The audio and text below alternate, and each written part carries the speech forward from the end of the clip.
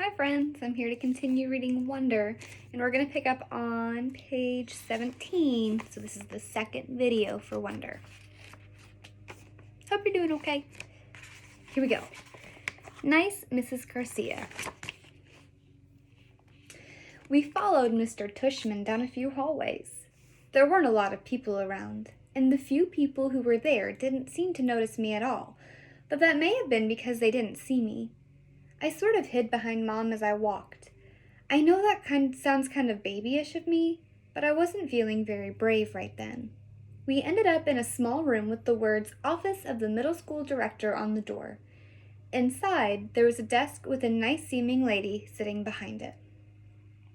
"This is Mrs. Garcia," said Mr. Tushman, and the lady smiled at Mom and took off her glasses and got up and out of her chair. My mother shook her hand and said, "Isabel Pullman. Nice to meet you." "And this is August," Mr. Tushman said. My mom kind of stepped to the side a bit so I would move forward. Then that thing happened that I've seen happen a million times before. When I looked up at her, Mrs. Garcia's eyes dropped for a second. It was so fast no one else would have noticed since the rest of her face stayed exactly the same.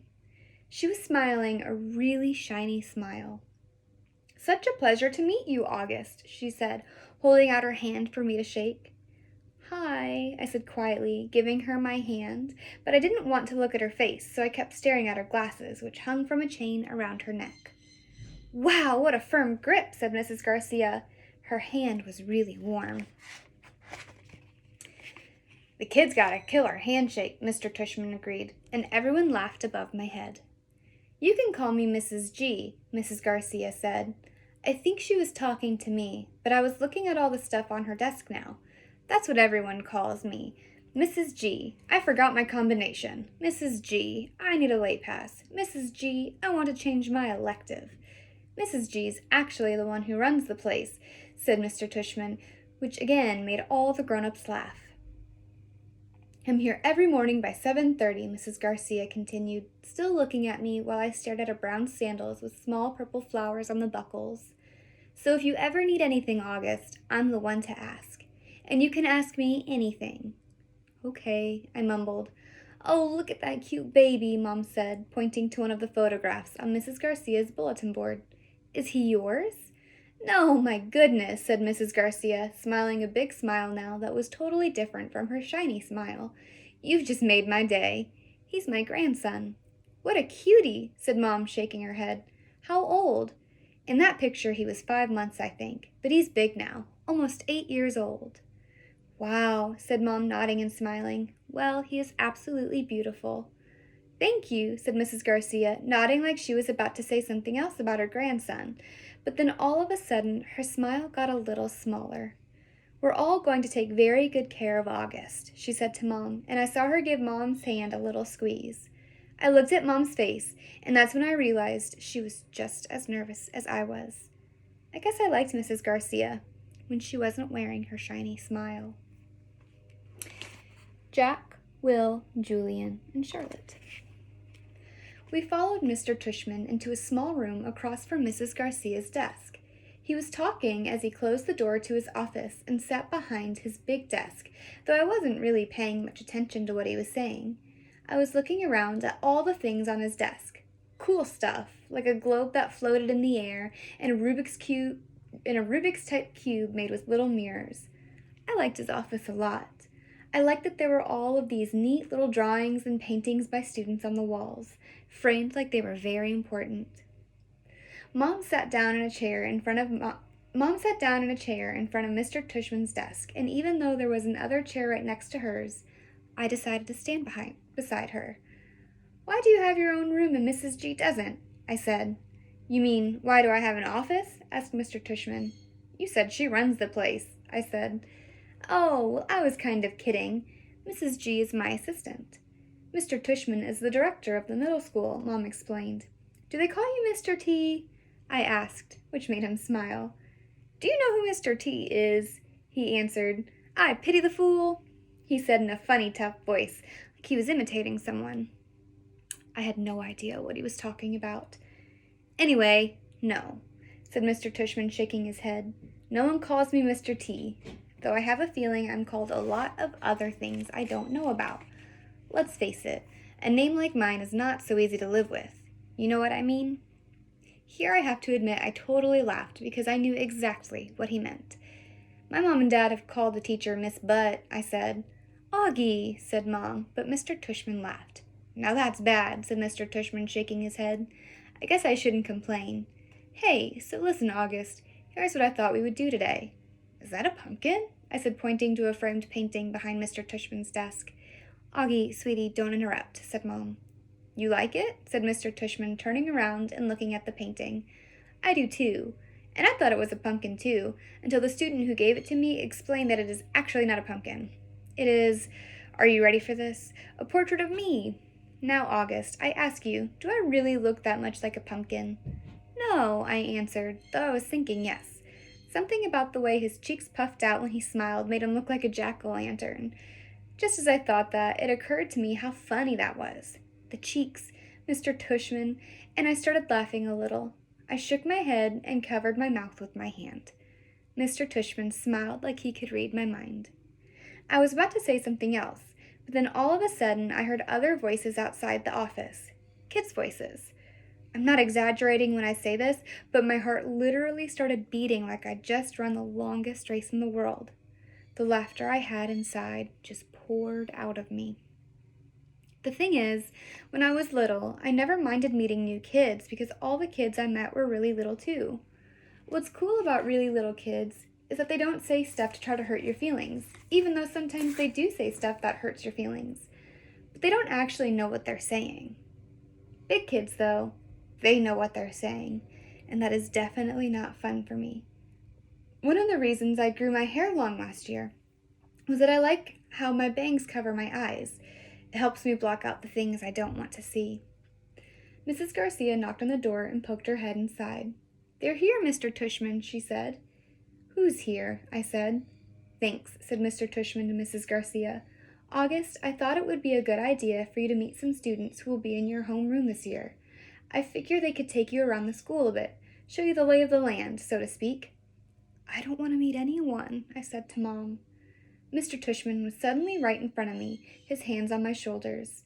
He leaned down and said very softly in my ear, It'll be okay, August. These are nice kids, I promise. You're going to be okay, Augie, Mom whispered with all her might. Before she could say anything else, Mr. Tushman opened the door to his office. Come in, kids, he said, and walked in 2 boys and a girl. None of them looked over at me or Mom. They stood by the door looking straight at Mr. Tushman like their lives depended on it. Thanks so much for coming, guys, especially since school doesn't start until next month, said Mr. Tushman. Have you had a good summer? All of them nodded, but no one said anything. Great, great, said Mr. Tushman. So, guys, I wanted you to meet August, who's going to be a new student here this year. August, these guys have been students at Beecher Prep since kindergarten, though of course they were in the lower school building, but they know all the ins and outs of the middle school program. And since you're all in the same homeroom, I thought it would be nice if you got to know each other a little before school started. Okay? So kids, this is August. August, this is Jack and Will. Jack Will. Jack Will looked at me and put out his hand. When I shook it, he kind of half smiled and said, Hey, and looked down really fast. This is Julian, said Mr. Tushman. Hey, said Julian, and did the exact same thing as Jack Will. Took my hand, forced a smile, looked down fast. And Charlotte, said Mr. Tushman. Charlotte had the blondest hair I've ever seen. She didn't shake my hand, but gave me a quick little wave and smiled. Hi, August. Nice to meet you, she said. Hi, I said, looking down. She was wearing bright green Crocs.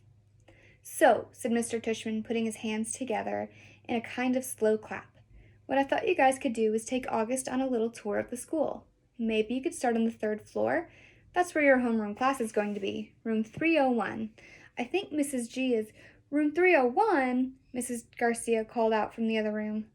Room 301, Mr. Tushman nodded. And then you can show August the science labs and the computer room. Then work your way down to the library and the performance space on the 2nd floor. Take him to the cafeteria, of course. Should we take him to the music room? Asked Julian. Good idea. Yes, said Mr. Tushman. August, do you play any instruments? No, I said. It wasn't my favorite subject on account of the fact that I don't really have ears. Well, I do, but they don't exactly look like normal ears. Well, you may enjoy seeing the music room anyway, said Mr. Tushman. We have a very nice selection of percussion instruments. August, you've been wanting to learn to play the drums, Mom said, trying to get me to look at her. But my eyes were covered by my bangs, and I stared at a piece of old gum that was stuck to the bottom of Mr. Tushman's desk. Great. Okay, so why don't you guys get going, said Mr. Tushman. Just be back here in, he looked at Mom, half an hour, okay? I think Mom nodded. So is that okay with you, August? He asked me. I didn't answer. Is that okay, August? Mom repeated. I looked at her now. I wanted her to see how mad I was at her. But then I saw her face and just nodded. She seemed more scared than I was. The other kids had started out the door, so I followed them. See you soon, said Mom, her voice sounding a little higher than normal. I didn't answer her. The Grand Tour. Jack, Will, Julian, Charlotte, and I went down a big hallway to some wide stairs. No one said a word as we walked up to the 3rd floor. When we got to the top of the stairs, we went down a little hallway full of lots of doors. Julian opened the door marked 301. This is our homeroom, he said, standing in front of the half-open door. We have Miss Petosa. They say she's okay, at least for homeroom. I heard she's really strict if you get her for math, though. That's not true, said Charlotte. My sister had her last year, and she's totally nice. Not what I heard, answered Julian, but whatever. He closed the door and continued walking down the hallway. This is the science lab, he said when we got to the next door. And just like he did 2 seconds ago, he stood in front of the half-open door and started talking. He didn't look at me once while he talked, which was okay because I wasn't looking at him either. You won't know who you have for science until the first day of school. But you want to get Mr. Haller. He used to be in the lower school. He would play this giant tuba in class. It was a baritone horn, said Charlotte. It was a tuba, answered Julian, closing the door. Dude, let him go outside so he can check it out, Jack Will told him, pushing past Julian and opening the door. Go inside if you want, Julian said. It was the first time he looked at me. I shrugged and walked over to the door.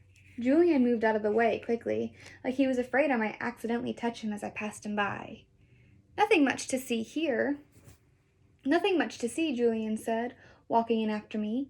He started pointing to a bunch of stuff around the room. That's the incubator. That big black thing is the chalkboard. These are the desks. These are the chairs. Those are the Bunsen burners.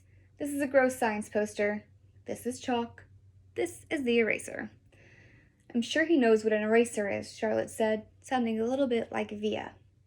How would I know what he knows? Julian answered. Mr. Tushman said he's never been to a school before. You know what an eraser is, right? Charlotte asked me. I admit I was feeling so nervous that I didn't know what to say or do except look at the floor. Hey, can you talk? Asked Jack Will. Yeah, I nodded. I still really hadn't looked at any of them yet, not directly. You know what an eraser is, right? Asked Jack Will. Of course, I mumbled. I told you there was nothing to see in here, said Julian, shrugging. I have a question, I said, trying to keep my voice steady. What exactly is homeroom? Is that like a subject? No, that's just your group, explained Charlotte, ignoring Julian's smirk. It's like where you go when you get to school in the morning and your homeroom teacher takes attendance and stuff like that. In a way, it's your main class, even though it's not really a class. I mean, it's a class, but I think he gets it, Charlotte, said Jack Will. Do you get it? Charlotte asked me. Yeah, I nodded at her. Okay, well, let's get out of here, said Jack Will, walking away. Wait, Jack, we're supposed to be answering questions, said Charlotte. Jack Will rolled his eyes a little as he turned around. Do you have any more questions? He asked. No, I answered. Well, actually, yes. Is your name Jack or Jack Will? Jack is my first name. Will is my last name. Oh, because Mr. Tushman introduced you as Jack Will, so I thought... Ha! You thought his name was Jack Will, laughed Julian. Yeah, some people call me by my first and last name, Jack said, shrugging. I don't know why. Anyway, can we go now? Let's go to the performance space next, said Charlotte, leading the way out of the science room. It's very cool. You'll like it, August. The performance space. Charlotte basically didn't stop talking as we headed down to the second floor. She was describing the play they had put on last year, which was Oliver. She played Oliver even though she's a girl. As she said this, she pushed open the double doors to a huge auditorium. At the other end of the room was a stage. Charlotte started skipping toward the stage. Julian ran after her, and then turned around halfway down the aisle. "Come on," he said loudly, waving for me to follow him, which I did. "There were like hundreds of people in the audience that night," said Charlotte, and it took me a second to realize she was still talking about Oliver. I was so nervous. I had so many lines and I had all these songs to sing. It was so hard. Although she was talking to me, she really didn't look at me much. On opening night, my parents were all the way in the back of the auditorium, like where Jack is right now, but when the lights are off, you can't really see that far back. So it was like, where are my parents? Where are my parents? And then Mr. Resnick, our theater arts teacher last year, he said, "Charlotte, stop being such a diva." And I was like, "Okay." And then I spotted my parents, and I was totally fine. I didn't forget a single line. While she was talking, I noticed Julian staring at me out of the corner of his eye. This is something I see a lot of people do with me. They think I don't know they're staring, but I can tell from the way their heads are tilted. I turned around to see where Jack had gone to. He had stayed in the back of the auditorium like he was bored. "We put on a play every year," said Charlotte. "I don't think he's going to want to be in the school play, Charlotte," said Julian, sarcastically. "You can be in the play without actually being in the play," Charlotte answered, looking at me. "You can do the lighting. You can paint the backdrops." "Oh, yeah, whoopee," said Julian, twirling his finger in the air. "But you don't have to take the theater arts elective if you don't want to," Charlotte said, shrugging. "There's dance, or chorus, or band. There's leadership." "Only dorks take leadership," Julian interrupted. "Julian, you're being so obnoxious," said Charlotte, which made Julian laugh. "I'm taking the science elective," I said. "Cool," said Charlotte. Julian looked directly at me. "The science elective is supposedly the hardest elective of all," he said. "No offense, but if you've never ever been in a school before, why do you think you're suddenly going to be smart enough to take the science elective? I mean, have you ever even studied science before? Like real science? Not like the kind you do in kits?" "Yeah," I nodded. "He was homeschooled, Julian," said Charlotte. "So teachers came to his house?" asked Julian, looking puzzled. "No, his mother taught him," answered Charlotte. "Is she a teacher?" Julian said. "Is your mother a teacher?" Charlotte asked me. "No," I said. "So she's not a real teacher," said Julian, as if that proved his point. "That's what I mean. How can someone who's not a real teacher actually teach science?" "I'm sure you'll do fine," said Charlotte, looking at me. "Let's just go to the library now," Jack called out, sounding really bored. "Why is your hair so long?" Julian said to me. He sounded like he was annoyed. I didn't know what to say, so I just shrugged. "Can I ask you a question?" he said. I shrugged again. Didn't he just ask me a question? "What's the deal with your face? I mean, were you in a fire or something?" "Julian, that's so rude," said Charlotte. "I'm not being rude," said Julian. "I'm just asking a question. Mr. Tushman said we could ask questions if we wanted to." "Not rude questions like that," said Charlotte. "Besides, he was born like that." "That's what Mr. Tushman said. You just weren't listening." "I was so listening. I just thought maybe he was in a fire, too." "Geez, Julian," said Jack. "Just shut up." "You shut up," Julian yelled. "Come on, August," said Jack. "Let's just go to the library already."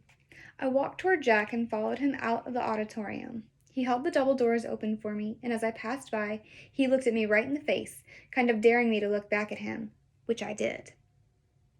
Then I actually smiled.